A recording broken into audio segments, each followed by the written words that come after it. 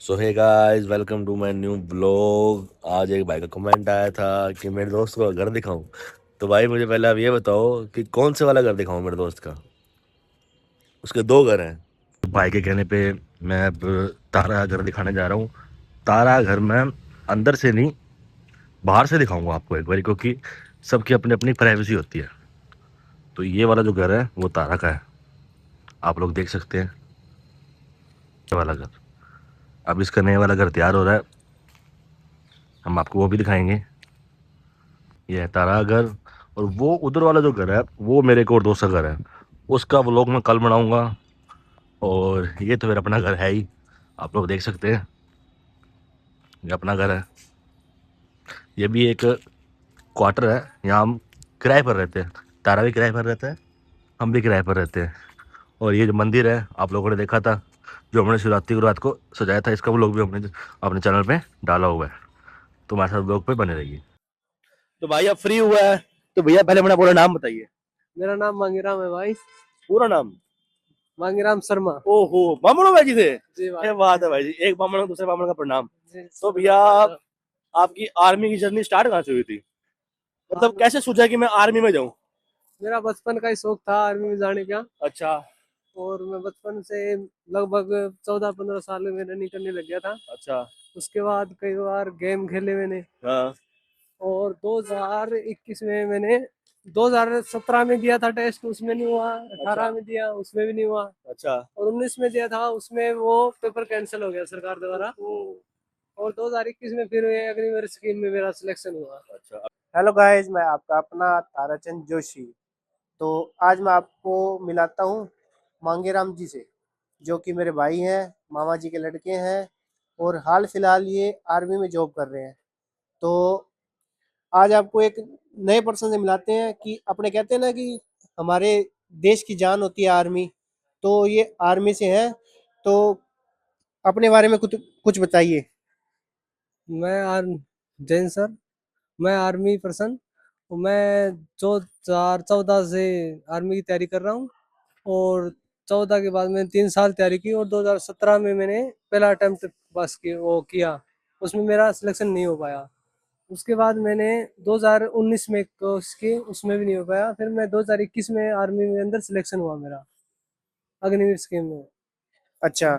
हाँ, तो मैंने अपनी आंखों से देखा है, ये भाई बहुत मेहनत करता था। जैसे मैं ननिहाल वगैरह जाता था, तो ये भाई मतलब इनका रूटीन था सुबह 4 बजे उठ के ग्राउंड में जाना, दौड़ लगाना। 7 बजे तक दौड़ लगाते थे, उसके बाद स्कूल वगैरह जाते थे। शाम को स्कूल से आने के बाद भी ये दौड़ लगाते थे। और मैं जब ननिहाल जाता था तो मेरे को भी साथ में ले लेते थे। बहुत अच्छी दौड़ लगाते थे, मतलब फुटवर्क, एक्सरसाइज, सब कुछ बहुत अच्छा किया। इन्होंने बहुत मेहनत की है, मैंने अपनी आंखों से देखा है। ये उन्होंने बहुत मतलब बहुत अटेम्प्ट दिए हैं, कईयों में निराशा भी हाथ लगी है, लेकिन इन्होंने कभी हौसला नहीं हारा। और इन्होंने हारा नहीं हौसला। और हमारे जो मामा जी है, इनको कभी हौसला हारने नहीं दिया। उन्होंने बहुत खूब जी तोड़ मेहनत की है। अब बताइए कि हमारे मामा जी ने आपके लिए क्या कुछ किया है। सभी उन्हीं की बदौलत है। आज जिस जगह पे हूँ मैं, मेरे पिताजी की वजह से ही हूँ। और मेरे पिताजी 3 साल लगातार मैं वहाँ सिरसा रहा। वहाँ मेरे 3-4 अटेम्प्ट वो थे, वो कैंसिल भी हुए। फिर भी उन्होंने बोला कि बच्चा तो बेटा तैयारी कर, वहीं कोई दिक्कत नहीं, जैसा भी होगा मैं अपने आप देख लूँगा। और इसी में 3 साल के दौरान मैं 2021 में मेरा सिलेक्शन हो गया आखिर में। मैंने खुद देखा है, मामा जी ने बहुत मेहनत की है। कहते हैं ना कि एक माँ बाप अपने बच्चे के लिए क्या क्या करता है। मैंने देखा है, कर्जा उठाया था भाई को सिलेक्शन दिलाने के लिए, क्योंकि इस भाई का सपना था आर्मी में जाना। माता पिता का सपना था आर्मी में भेजना, क्योंकि गांव में हर एक किसान का बेटा आर्मी में होता है। और उसका यही एक होता है, जैसे किसान पुत्र इसके पिताजी है, और ये है देश के नौजवान, ये देश के पुत्र, देश की रक्षा करने वाले वीर जवान। तो मैं यही दुआ करूंगा कि हमारे आर्मी जो पर्सन है, वो हमारे सीमाओं पर कितना पहरा देते हैं, रात रात जागते हैं। अभी हाल फिलहाल इनकी ड्यूटी है लेह लद्दाख में, जहाँ पे मतलब बहुत बर्फ पड़ती है। मतलब आम जीवन तो बहुत मुश्किल है। तो इनसे मैं पूछता हूँ कि लेह लद्दाख में आपने क्या क्या मुश्किलें फेस की। मैं लेह लद्दाख में नवंबर महीने में गया था 2025 में। वहां जाकर लेह लद्दाख में कारू एक जगह है, वहां पे 7 दिन का मेडिकल होता है हमारा, वे क्लाइमेट का। उसके दौरान चेक किया जाता है कि बंदे का कितना क्या शरीर ऊपर जाने के लिए समर्थ है या नहीं है। 7 दिन क्लाइमेट के बाद एक सरकारी मोहर लगती है, उसके बाद लद्दाख के अंदर जाया जाता है। और वहाँ -25 डिग्री 30 डिग्री तक जाता है नवंबर दिसंबर के महीनों में, और जनवरी फरवरी में लगभग 45 डिग्री तक चला जाता है। और मकानों के ऊपर 6-6 7-7 फुट बर्फ जम जाती है वहाँ। और खाने पीने का बहुत अच्छा मिलता है वहाँ।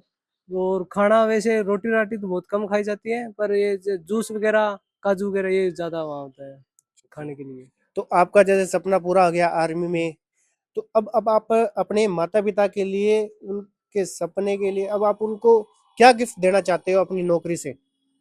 नौकरी से यही भाई, उनको बढ़िया जगह घुमाया जाए और जी। उनकी जो इच्छा है वो पूरी की जाए। हाँ, एक इच्छा तो जैसे अब ये मतलब मकान वगैरह, जो पुराना मकान था उसको तोड़ के रिपेयर करवा रहे हैं। इनका एक जो मेन सपना था कि जो पुराना मकान था उसको तोड़ के अब मैं अपनी मेहनत से नौकरी से बढ़िया मकान बनाऊं, अपने माता पिता का सपना पूरा करूं। तो मैं यही कहूँगा कि हर माँ बाप का सपना पूरा करो, जैसे इस भाई ने किया है।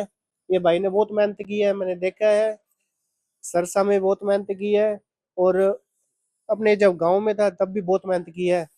तो मैं आप सभी से ये कहना चाहता हूँ कि सबसे बड़ा जो सपना होता है वो माता पिता को खुश रखने का होता है। और ये भाई आज का कलयुग का श्रवण है, बहुत ही बढ़िया काम करा है इसने। और अभी तक तो बहुत बढ़िया लाइन में चल रहा है। भगवान करे ये आर्मी में दिन प्रतिदिन पदोन्नति हो इनकी, और माता पिता इनके खुश रहे। तो ये अपने आर्मी बॉय है, तो कमेंट में प्लीज जय हिंद जरूर लिखिए। तो मैं इनसे एक, जैसे आप परेड में बोलते हो जय हिंद सलूट मारते हो, वैसे एक बार कैमरे के सामने मार के दिखाओगे। जरूर सर। जी। परेड सावधान, जय सब। क्या बात है सर।